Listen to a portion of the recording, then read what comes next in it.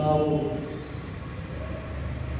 All India ಬಹುಜನ ಸಮಾಜ party ಹಾಗೂ Karnataka Republican ಸಂಘಟನೆಯ ವತಿಯಿಂದ ನಾವು ಈ ಒಂದು ಪತ್ರಿಕೆಗೋಷ್ಠಿಯನ್ನು ಕರೆದಿರುವಂಥದ್ದು. ಈ ಪತ್ರಿಕೆಗೋಷ್ಠಿಗೆ ನಮ್ಮ ಅಂಬೇಡ್ಕರ್ ಸ್ವಾಭಿಮಾನ ಸೇನೆಯ ಕೋದಂಡರಾಮ್ ಸಾರ್ರವರ ನಾಯಕತ್ವದ ಅಡಿಯಲ್ಲಿ ಕೋಲಾರ ಜಿಲ್ಲಾಧ್ಯಕ್ಷರಾಗಿ ಆಯ್ಕೆಯಾಗಿರುವಂಥ ನಮ್ಮ ಸಕ್ರಳ್ಳಿ ಬೊಮ್ಮರಾಜವರು ಆಗಮಿಸಿದ್ದಾರೆ.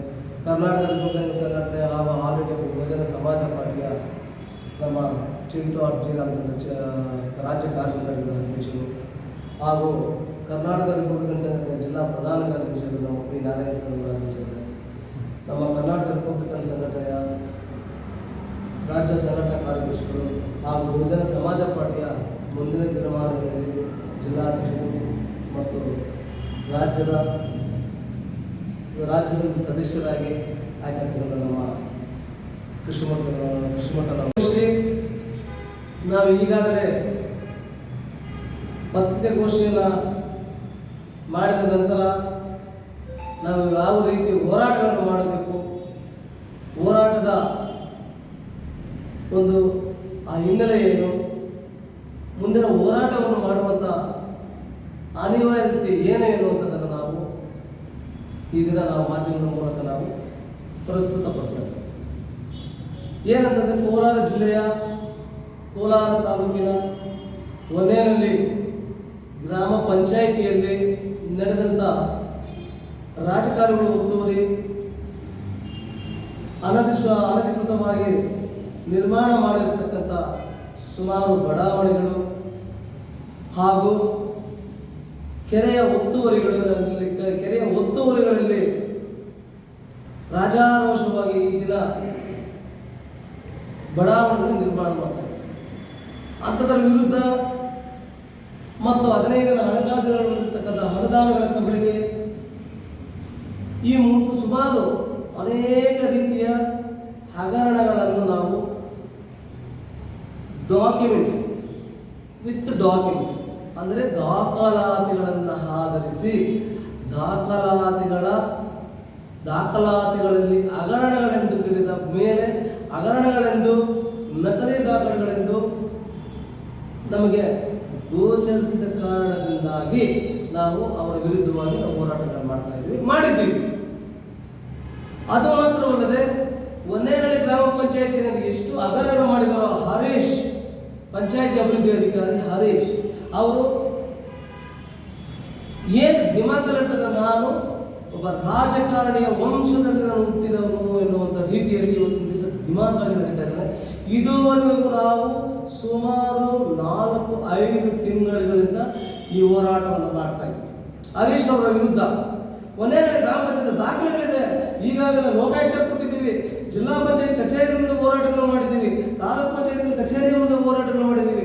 ಅದು ಸಾಲದಂತ ಬಿಟ್ಟು ಅದನ್ನು ನಾಚಿಕೆ ಆಗಬೇಕು, ಅದಕ್ಕೆ ಅಧಿಕಾರಿ ಶಿಸ್ತಿನ ಕ್ರಮ ಕೈಗೊಳ್ಳಬೇಕಂತ ಬಿಟ್ಟು ಹೊನ್ನೇನಹಳ್ಳಿ ಗ್ರಾಮ ಪಂಚಾಯತಿ ಮುಂದೆನೂ ಮಾಡಿದ್ದೀವಿ. ಅದೇ ರೀತಿಯಾಗಿ ಕೆಂಬೋಡಿಯಲ್ಲಿ ಅಂದರೆ ಹುಡುಗೂರು ಗ್ರಾಮ ಪಂಚಾಯತಿಗೆ ಒಬ್ಬ ರಮೇಶ್ ಬಾಬು ಒಂದಲ್ಲ ಎರಡಲ್ಲ ತನ್ನ ಧರ್ಮಪತ್ನಿಯ ಹೆಸರಲ್ಲಿ 3 ಎಕರೆ 12 ಗುಂಟೆ ಜಮೀನನ್ನು ಖರೀದಿ ಮಾಡಿದ್ದಾನೆ. ಜೊತೆಗೆ ಆಹಾಕಾರವಾದ ಬಂಗಲೆ ನಿರ್ಮಾಣ ಮಾಡ್ತಾ ಇದ್ದಾನೆ.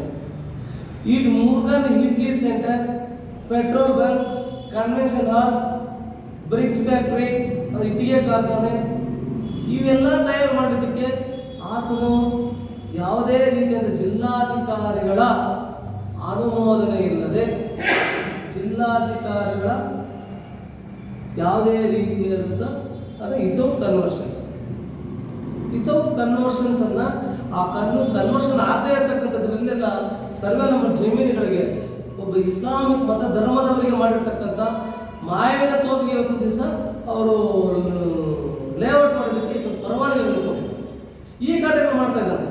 ಇಂಥ ರಮೇಶ್ ಬಾಬುರವರ ವಿರುದ್ಧ ನಾವು ನಿರಂತರವಾಗಿ ಹೋರಾಟಗಳು ಮಾಡಿಕೊಳ್ಳೋ ನಮಗೆ ಯಾವುದೇ ರೀತಿಯಾದಂತಹ ನಮ್ಮ ಹೋರಾಟಗಳಿಗೆ ನಮ್ಮ ಮನವಿಗಳನ್ನು ಸ್ಪಂದಿಸಿದ ಅಧಿಕಾರಿಗಳು, ಉನ್ನತ ಮಟ್ಟದ ಅಧಿಕಾರಿಗಳು ಈ ಒಂದು ಹರೀಶ್ ಮತ್ತು ಹುಡುಗೂರು ಗ್ರಾಮ ಪಂಚಾಯತಿ ರಮೇಶ್ ಬಾಬು, ಮನ್ನೇನಹಳ್ಳಿ ಗ್ರಾಮ ಪಂಚಾಯತಿ ಅಭಿವೃದ್ಧಿ ಅಧಿಕಾರಿಗಳಾದಂತಹ ಹರೀಶ್ ಅವರ ವಿರುದ್ಧ ಯಾವುದೇ ರೀತಿಯ ಶಿಸ್ತಿನ ಕ್ರಮ ಕೈಗೊಳ್ಳದ ಕಾರಣದಿಂದಾಗಿ ನಾವು ಅನಿರ್ದಿಷ್ಟ ಅವರ ಧರಣಿ ಇಲ್ಲದ ಅಹೋರಾತ್ರಿ ಧರಣಿಯನ್ನು ನಾವು ಜಿಲ್ಲಾ ಪಂಚಾಯತ್ ಕಾರ್ಯಾಲಯ ಮುಂದೆ ನಾವು ಹಮ್ಮಿಕೋಬೇಕಂತ ಹೇಳ್ಬಿಟ್ಟು ಈಗಾಗಲೇ ನಾವು ನಿರ್ಧರಿಸ್ತೀವಿ. ಕಾರಣ ಏನಂದ್ರೆ ನಮ್ಮ ಹೋರಾಟನೇ ಇಷ್ಟ. ನಾವು ಕೂಗಾಡಿದ್ರು ಕೂಡ ನಾವೆಲ್ಲೋ ಕೂಗಾಡಿ ಎಲ್ಲೋ ಒಂದು ಕಡೆ ಎಡವಿರ್ತೀವಿ. ಆ ಎಡವಿರತಕ್ಕನ್ನ ಎಷ್ಟು ಬೇಕೋ ಮಾಡಿದ್ದಾರೆ, ಎಷ್ಟು ಬೇಕೋ ಮಾಡ್ತಾರೆ. ಆದರೆ ಇಂಥ ಕೋಟ್ಯಾಂತರ ರೂಪಾಯಿಗಳನ್ನು ಹಗರಣ ಮಾಡ್ತಕ್ಕಂಥ ಅಧಿಕಾರಿಗಳ ವಿರುದ್ಧ ಒಬ್ಬರು ಯಾರಾದರೂ ಧ್ವನಿಯಂತ ಒಬ್ಬ ಅಧಿಕಾರಿಯಾಗಲಿ ಇನ್ನೊಂದು ಹೇಳೋದೇ ಬೇಡ ಬಿಡು, ಅದು ಹೇಳಿದ್ರೆ ನಮ್ಮನ್ನು ಕಡೆಗಣಿಸೋದು, ಹೀಯಾಳಿಸೋದು ಮತ್ತು ನಮ್ಮನ್ನು ಬೇರೆ ರೀತಿಯಲ್ಲಿ ಅರ್ಥೈಸ್ಕೊಳ್ಳುವಂಥ ರೀತಿ ಇದೆ. ಅದು ಮಾಡೋದು ಬೇಡ.